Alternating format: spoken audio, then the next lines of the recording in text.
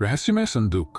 रियाज एक सामान्य दुकानदार था जो पुरानी चीजें खरीदने और बेचने का काम करता था। एक दिन उसकी दुकान पर एक बूढ़ा आदमी आया और एक पुराना जर्जर सा लकड़ी का संदूक बेचने की पेशकश की।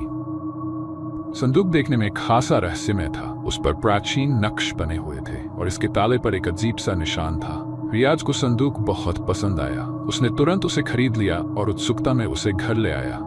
जैसे ही उसने संदूक खोलने की कोशिश की, एक तेज झटका लगा और संदूक खुद ब खुद खुल गया। अंदर एक चमकदार सिक्का और एक पुरानी हल्की पीली रंग की लिखाई रखी हुई थी। लिखाई पर लिखा था, जिसने भी ये संदूक खोला उसे एक राज का सामना करना होगा। अगर तुम ये सिक्का रखोगे तो किस्मत हमेशा तुम्हारा साथ देगी, लेकिन अगर इसे किसी और को दे दोगे तो वही तुम्हारी किस्मत का मालिक बन जाएगा। रियाज हैरान हो गया। क्या यह सिर्फ एक मजाक था या सचमुच सिक्का कोई खास ताकत रखता? कुछ पल सोचने के बाद उसने सिक्का अपनी जेब में रख लिया। अगले दिन उसकी दुकान पर भीड़ लग गई। दुर्लभ चीजें महंगे दामों में बिकने लगी और उसकी किस्मत पलट गई। लेकिन एक दिन वही बूढ़ा आदमी फिर से दुकान पर आया और बोला, क्या सिक्का अभी तुम्हारे पास है?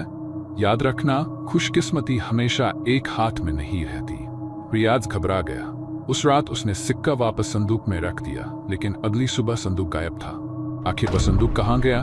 क्या सचमुच वह सिक्का जादुई था? ये सवाल हमेशा एक रहस्य ही रहा।